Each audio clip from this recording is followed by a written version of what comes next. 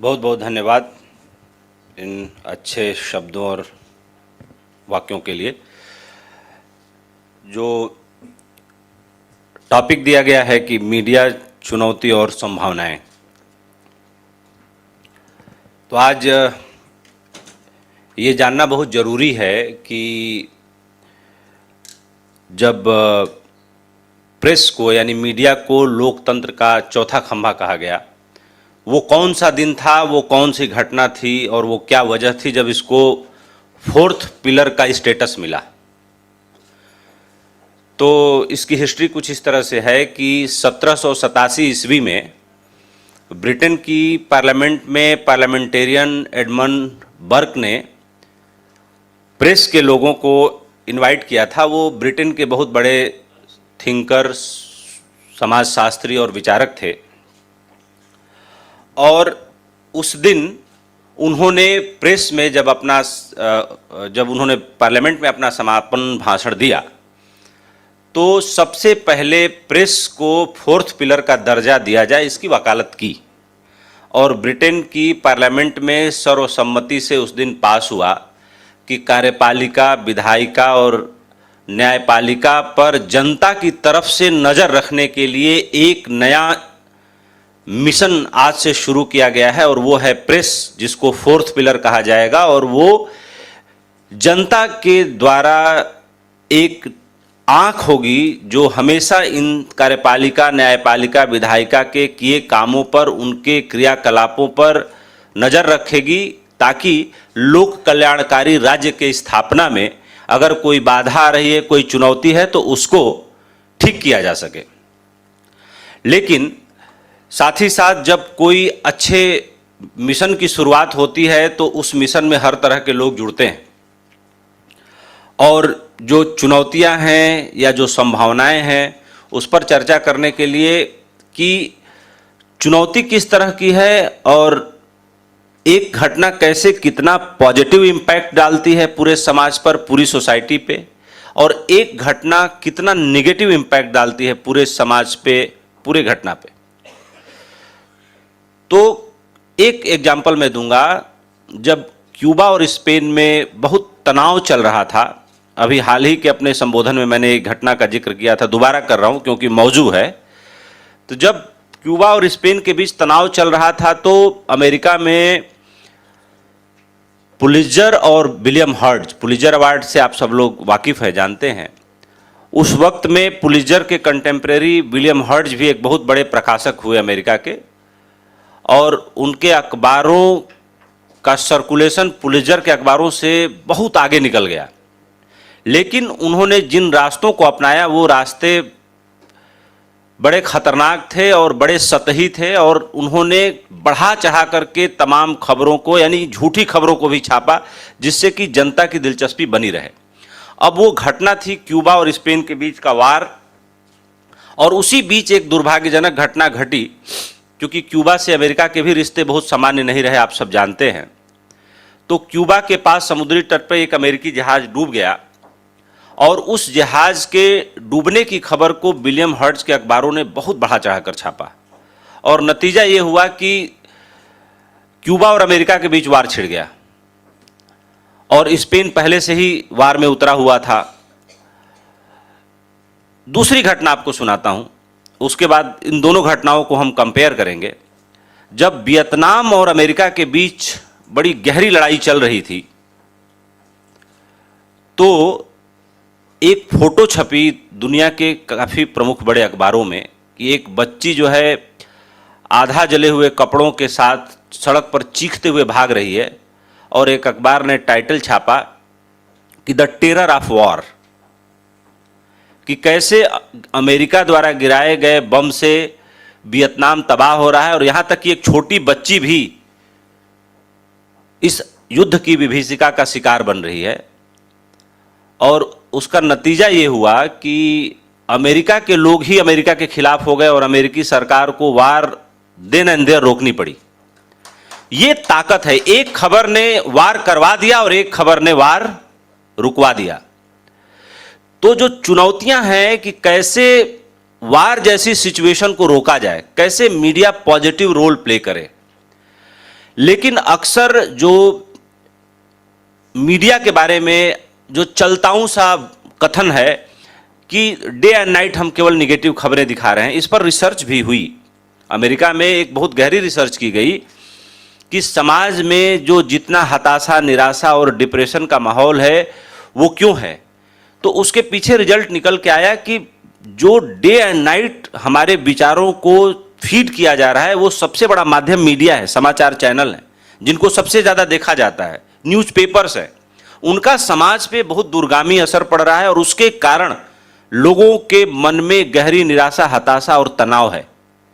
और इसके चलते जो है इसको ठीक करने की दिशा में भी प्रयास किया गया, लेकिन हमारा जो मन है वो हमेशा विपरीत की तरफ आकर्षित होता है।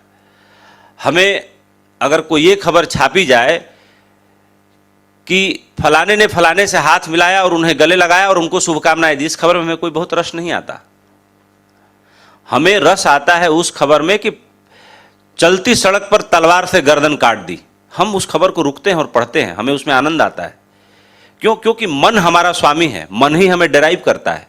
हम एक पल के लिए आंख बंद कर लें तो हम विचार शून्यता की तरफ बढ़ने लगते हैं, क्योंकि हमें फीड मिलनी बंद हो जाती है। अगर मैं यहाँ से आंख बंद कर लूँ तो आप लोगों के चेहरे दिखने बंद हो जाएंगे, आपकी बॉडी लैंग्वेज दिखनी बंद हो जाएगी। अगर कोई बात कर रहा है तो उसका विस्पर मेरे कानों में आना कम हो जाएगा, क्योंकि सुनने में जितना हमारा कान सहायक है उसमें कुछ प्रतिशत हमारी आंखें भी सहायक हैं। और हमें अभाव का या किसी चीज का पता तब चलता है जब हमारी बांह टूट जाए, तब हमें अपने बांह का ध्यान आता है। हम जिससे प्यार करते हैं उससे झगड़ा हो जाए, वो प्रेमी दूर होने लगता है, तब हमें उसका पता चलता है। जब मछली को मछुआरा अपने बंसी में फंसा के रेत पर पटक देता है, तब उसे पता चलता है कि सागर ही मेरा जीवन है। तो जो बात स्वतंत्रता की हो रही है, मैं ये नहीं कहता कि जैसे अपने 25 साल के कैरियर में मैंने 15 साल group CEO editor in chief का समय निकाला सहारा ग्रुप के साथ। एक बात इस मन से कहूंगा कि मुझे सहारा मैनेजमेंट से या सहारा चेयरमैन से कभी किसी खबर को चलाने या रोकने का 15 सालों में एक मैसेज ना एक फोन कभी नहीं आया। तो जो एक मैनेजमेंट की प्रतिबद्धता कही जाती है, मैं कहूंगा कि सहारा मैनेजमेंट ने इसमें बहुत अच्छा रोल प्ले किया कि कभी उन्होंने इंटरवीन ही नहीं किया कि क्या छाप रहे हो, क्या चला रहे हो। पूरी स्वतंत्रता थी। देश स्तर पे आ जाइए, मुझे आज तक कभी न किसी पीआईबी के डीजी ने फोन किया, न किसी ने सरकार से फोन किया कि ये खबर रोक दो, ये चला दो। हाँ, ये जरूर है कि सरकार को भी अपना परसेप्शन बनाने का पूरा अधिकार है और पूरी आजादी है। सरकार नामक संस्था वो है जिस पर हम सब भरोसा करते हैं, और सरकार नामक संस्था पे हमें भरोसा करना भी चाहिए, क्योंकि वो पवित्र संविधान के द्वारा संचालित है। ऐसे में चुनौती ये है कि हम अपने दायित्वों के प्रति कितने सजग हैं और कितने सतर्क हैं। आमतौर पर देखने को यह मिलता है कि हम भी कभी कभी बहुत अतिवादिता में उतर जाते हैं, और जो बातें हम नहीं कहते हैं उसके लिए हमें पछताना नहीं पड़ता, और न कही गई बातों के लिए किसी को पछताने की जरूरत भी नहीं पड़ती। लेकिन अगर हम उत्साह में बहुत सारी बातें माइक पकड़ के कह देते हैं तो कई बार हमें बाद में पछताना भी पड़ता है कि हमने अपने अधूरे अधकचरे ज्ञान के चलते पता नहीं क्या क्या बोल दिया।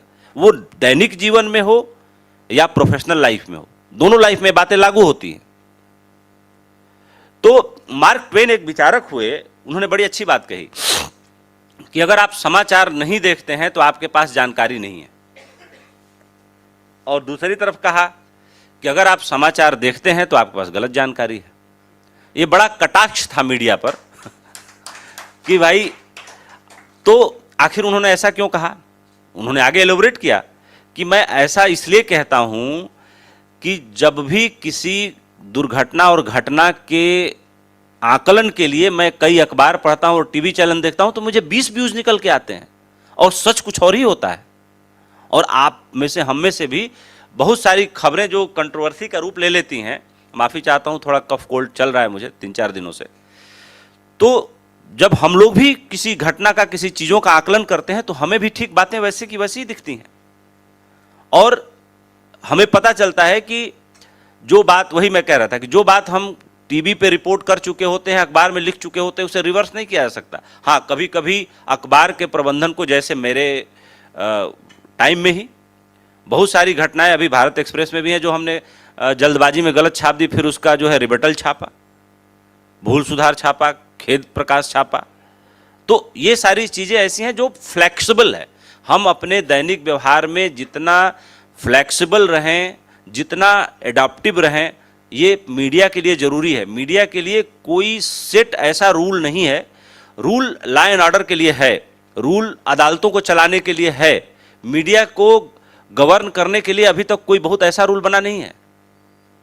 लेकिन हम लोगों को अभी भी आज़ादी के लिए, फ्रीडम के लिए खतरे की बात करनी पड़ती है। जरूर करें, करने में कोई दिक्कत नहीं है, लेकिन वो पूरी तरीके से तथ्यों पर आधारित हो।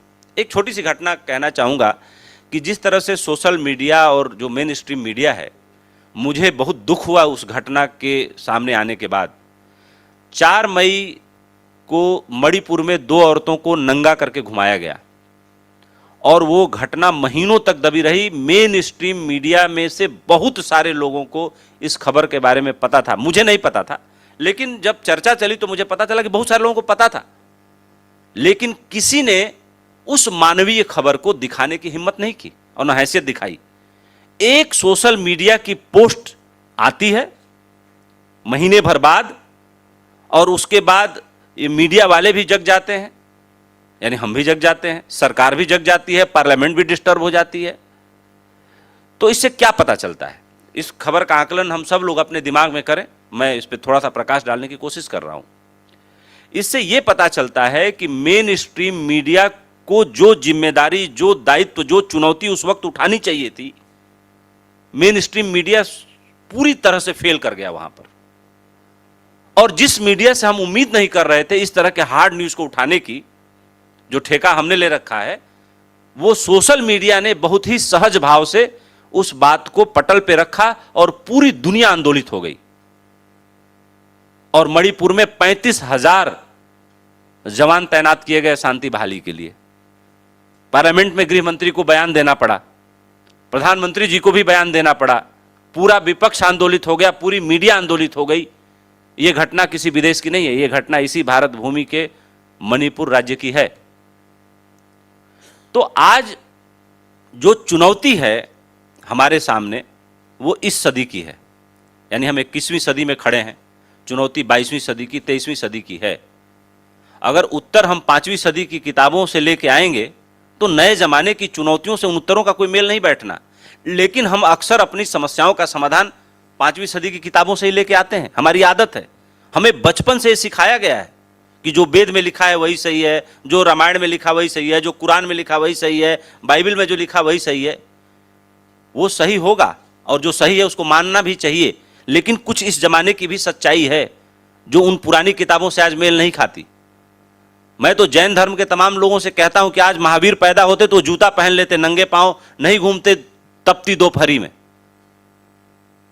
और इस बात को तमाम और भी लोगों ने कहा है, विचारकों ने कहा है कि आज जरूरत नहीं है, क्योंकि तब पीच की सड़क नहीं होती थी, तब मिट्टी की सड़क होती, तब पीच की 1 इंच सड़क नहीं बनी थी 3,500 साल पहले। लेकिन आज आपको अगर पैदल घूमना है तो सीमेंटेड और पीच से बनी हुई, तारकोल से बनी सड़क पे चलना ही पड़ेगा और आपके पैर फट जाएंगे। तो ऐसे में मैंने तमाम साधुओं को देखा कि पैरों में मोटे मोटे कपड़े लपेटे घूम रहे हैं। तो मैंने 1-2 लोगों से कहा भी, मैं 1-2 सत्संगों में गया, मैंने पूछा ये सवाल कि आप क्यों नहीं अलाउ कर देते। लेकिन हम बंधे हुए हैं 3,500 साल की पुरानी उस परंपरा से। हम उसे परिमार्जित करने के लिए तैयार नहीं है, हम उसे रीडिफाइन करने के लिए तैयार नहीं है। हमारे ऊपर इतने संस्कारों का बोझ है कि हम उन संस्कारों से इतने दबे हुए हैं। और कहा जाता है कि आदतें भी अपनी रक्षा करती हैं। कैसे रक्षा करती हैं? मैं खुद अपना अनुभव बताता हूं। मैंने दर्जनों बार ट्रैक सूट निकाल के, स्पोर्ट्स शू निकाल के सोने गया कि सुबह वॉक करने जाऊंगा, और उन दर्जनों बार मैं कभी वॉक करने नहीं गया। जिस उपेंद्र राय ने ये निकाला, सुबह वाले उपेंद्र राय ने उसको खारिज कर दिया। यानी आदतों ने रक्षा कर ली, आदतें हावी हो गई। कह रहे थोड़ा आराम कर लो, लेट सोए हो, शरीर जब एकदम रिलैक्स होगा तब निकलना वॉक करने, हार्ट फेल हो जाता है कई बार बहुत स्ट्रेस देने से शरीर पे। वो सारी बातें याद आ गई मुझे। तो मीडिया में भी जो हम करते हैं, हम भी बहुत आदतों से घिरे हुए हैं, बहुत आदतों का बोझ हमारे माथे पर छाया हुआ है। और जो हमारी पूरी तरीके से हमें अच्छा काम करने से रोकता है और हम रुक जाते हैं। उज्बेकिस्तान एक देश है, यूएसएसआर से अलग हुआ, वहां की औरतें काम करती हैं, वहां के मर्द काम नहीं करते। तो सदियों से एक परंपरा है कि औरतें जब बच्चे खेलते हैं तो खड़िया से जो है घेरा बना देती हैं और बच्चे उस घेरे में खेलते रहते हैं, कभी उस घेरे से बाहर नहीं निकलते। गुरजेफ ने लिखा, जो रशियन विचारक रहे, पूरे जीवन फ्रांस में गुजारा उन्होंने, कि मैंने बड़ी कोशिश की उन बच्चों को उस घेरे से निकालने की, लेकिन वो बच्चे थोड़ा बड़े जब हो जाते थे, जब बोलने लगते थे, तो कहते कोई अदृश्य सी दीवार खड़ी हो जाती है। बोले उन माताओं के द्वारा बनाए हुए खड़िया से उस घेरे में इतना गहरा सम्मोहन बच्चों के दिमाग पे पैदा हो गया और सालों दर साल, पीढ़ी दर पीढ़ी वो देखते हुए बड़े हो रहे थे। बोले मेरे कोशिश करने के बाद भी उस घेरे से कोई बाहर नहीं निकल पाया। तो हमारे अंदर भी जो अदृश्य आदतों का जो एक अदृश्य दीवार बनी हुई है, हम उससे बाहर नहीं निकलते। एक छोटी सी कहानी सुनाता हूं। 7 मिनट ओवर हो गया, 7 मिनट बचा हुआ। ओके, एक छोटी सी कहानी सुना के अपनी बात समाप्त करना चाहूंगा कि एक बार एक भौरे में और एक गोबर का कीड़ा होता है गांव में, उसको हम लोग गोबरौरा बोलते हैं, अंग्रेजी में कुछ और बोलते होंगे, मुझे नहीं पता। तो क्या हुआ कि भौरे को बड़ा भरोसा था कि मैं फूलों के बाग का राजा हूं, अब गोबर में रहने वाले से दोस्ती हुई है तो इसको ठीक तो कर ही दूंगा। वो उसको लेके गया फूलों की घाटी घुमाने के लिए, फूलों का अर्घ उसको चटाया, शहद चटाया, तमाम चीज़ें उसको दिखाई और उसको फिर गंगा स्नान के लिए ले गया। तो जब गंगा स्नान के लिए ले गया तो उसने पूछा कि मित्र आज कैसा लगा? उसने कहा कि अच्छा लगा, लेकिन कुछ ऐसा भी बहुत नहीं लगा मुझे। तो भौरे को थोड़ा सा आश्चर्य हुआ कि कहीं ना कहीं लगता है मेरी सेवा में कमी हुई है, कल और अच्छे से सेवा करूँगा। अगले दिन फिर जगह, फिर उसको बेस्ट से बेस्ट ट्रीटमेंट दिया उसने, फिर और अच्छी फूलों की घाटियों में ले गया, और अच्छे दृश्यों के बीच ले गया, और अच्छे कलकल करते झरनों के बीच ले गया, और अच्छे पराग, शहद, अर्घ सब उसको चटाया, खिलाया। उसके बाद गंगा स्नान के लिए ले गया तो गंगा के पानी से उसने कुल्ला भी कराया। तो उसने कहा कि मित्र आज कैसा लगा? बोला कि आज तो बहुत ही अच्छा लगा। बोला देखो मित्र, अच्छा तो तुम्हें कल भी लगा होता, लेकिन डर के मारे तुमने मुंह में थोड़ा गोबर दबा लिया था कि कहीं माहौल इधर गड़बड़ लगेगा तो अपने गोबर से काम चला लूंगा। हमने अपनी आदतों का, अपने संस्कारों का बोझ और गोबर, हम मीडिया कर्मी हो चाहे सामान्य आदमी हो, हम एक बेहतर इंसान बनने की दिशा में उतना गोबर हमेशा दबाए रहते हैं कि जब कभी दिक्कत होगी उससे काम चला लेंगे। और जो बच्चों के बारे में बात कही जाती है, तो अभी एक ओरिएंटेशन प्रोग्राम में मेरे सीओ वरुण जी बैठे हुए हैं, ये मुझे लेके गए थे APJ institute of mass communication में। मैंने वहाँ एक ही बात कही कि भाई पत्रकार तो आप लोग कभी भी बन सकते हो, पत्रकार बनने से ज़्यादा जरूरी है एक बेहतर और मजबूत इंसान बनना। और बेहतर और मजबूत इंसान बनने की न तो कोई किताब है, न तो कोई फैक्ट्री है, न तो तमीज़ और शऊर की किताब किसी बुक स्टॉल पे मिलती है। उसके लिए स्वयं चलना पड़ता है, आत्मदीपो भव, अपना दिया खुद जलाना पड़ता है, अपना दीपक खुद बनना पड़ता है और उससे इंस्पिरेशन लेना पड़ता है। और इसके लिए ज़रूरी है कि हम कम से कम कुछ करें ना करें, इतना तो जरूर करें कि अपने मन की आवाज़ सुन के कुछ काम करें जिससे दूसरे के जीवन में सुख उतरे। पुण्य वही है जो दूसरे के जीवन में सुख उतारता है, और जिससे दूसरे के जीवन में सुख नहीं उतरता वो पुण्य हो नहीं सकता। तो मीडिया का भी एक धर्म है, मीडिया भी एक सेवा है, और एक पत्रकारिता की शुरुआत एक मिशन के रूप में हुई, और वो मिशन तभी तक मिशन है जब हम दूसरे के जीवन में सुख उतार पाने के लिए जरा भी कुछ करते हैं। सड़क पे कूड़ा फैला हुआ है तो हम अगर ये उम्मीद करें कि दूसरा आके साफ करे, जिस दिन ये भाव आ जाएगा कि हम भी साफ कर सकते हैं झाड़ू उठा के, उस दिन मुझे लगता है कि सार्थक पत्रकारिता और जो सेवा और मिशन के भाव से पत्रकारिता की शुरुआत हुई। महात्मा गांधी ने प्रकाशनों की शुरुआत की थी तो कोई उनको रेवेन्यू नहीं कमाना था, लेकिन तब की जरूरत अलग थी, तब उन्हें लोगों तक बात पहुंचानी थी। हाँ, ये जरूर है कि हमारे ऊपर आज दबाव है, लेकिन जहां चुनौतियां होती हैं संभावनाएं वहीं होती हैं। अगर -डिग्री टेम्परेचर में भी तिब्बत के लामा ध्यान में बैठता है और पसीना निकाल देता है तो उसने अपने शरीर को वैसा अभ्यस्त कर लिया है। और उन लामाओं में भी जो सर्वश्रेष्ठ होता है वो तिब्बत का धर्मगुरु चुना जाता है। और एक 5 साल के बच्चे की कहानी मैंने सुनाई थी, समय का अभाव है, लेकिन एक बात जरूर बता देता हूं कि वहां पे जो एक सामान्य लामा तैयार किया जाता है, वो पढ़ते वक्त मेरे भी आंखों में आंसू आए कि एक 5 साल के बच्चे को उसका पिता कहता है कि सुबह तुम्हें गुरु के आश्रम जाना है और न विदा करने के लिए तुम्हारी माँ रहेगी न मैं रहूंगा, नौकर रहेंगे, तुम्हें विदा करेंगे, और लेकिन छत पर अंधेरे में खड़ा होकर देखता रहूं, घर की तरफ पलट के मत देखना, अगर देखे तो दोबारा कभी मुलाकात नहीं होगी। 5 वर्ष तक हमने तुम्हें वो सब कुछ दिया जो एक माँ बाप को देना चाहिए था, अब 5 वर्ष गुरु तुम्हें देगा। लेकिन आज गुरु बचा कहाँ है इस देश में? तो वो बच्चा जाता है, बाप अंधेरे में खड़ा होकर छत पे देख रहा होता है कि पलट के देखता तो नहीं। फिर गुरु के आश्रम में जाता है तो 8 घंटे दरवाजे के बाहर उसको बिठा दिया जाता है और बच्चे उसको बुली करते हैं, पहले से ट्रेंड बच्चे होते हैं, और गुरु कहता है कि आंख खुली तो आश्रम के अंदर प्रवेश वर्जित। वो 5 साल के बच्चे से कितनी मैच्योरिटी की उम्मीद हम करते हैं?